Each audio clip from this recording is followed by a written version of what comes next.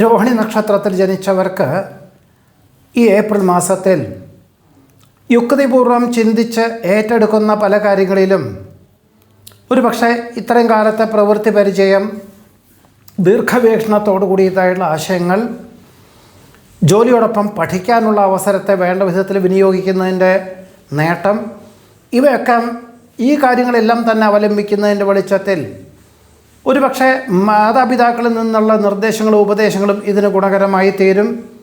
തൊഴിൽ മേഖലകളിൽ അഭൂതപൂർവമായിട്ടുള്ള വളർച്ചയ്ക്ക് അനുകൂലമാകും വിധത്തിൽ പദ്ധതികൾ സമർപ്പിക്കാനും തുടക്കം കുറിക്കാനും അവസരം വന്നു ചേരുവാൻ ഇടയുണ്ട്. മകയിരം നക്ഷത്രത്തിൽ ജനിച്ചവർക്ക് ഈ ഏപ്രിൽ മാസത്തിൽ അഭിപ്രായ സ്വാതന്ത്ര്യത്താൽ പ്രസ്ഥാനത്തിൻ്റെ ഏറ്റവും ഉന്നത തലങ്ങൾ വന്നു ചേരുവാനും ഇത്രയും കാലത്തെ പ്രവൃത്തി പരിചയവും അനുഭവജ്ഞാനവും അവലംബിച്ചും കൊണ്ട് പുതിയ പദ്ധതികൾ ആവിഷ്കരിക്കുവാനുള്ള രൂപരേഖ തയ്യാറാക്കുവാനും അതിൻ്റെ തുടക്കം കുറിക്കുവാനും സാധ്യതയുണ്ട്.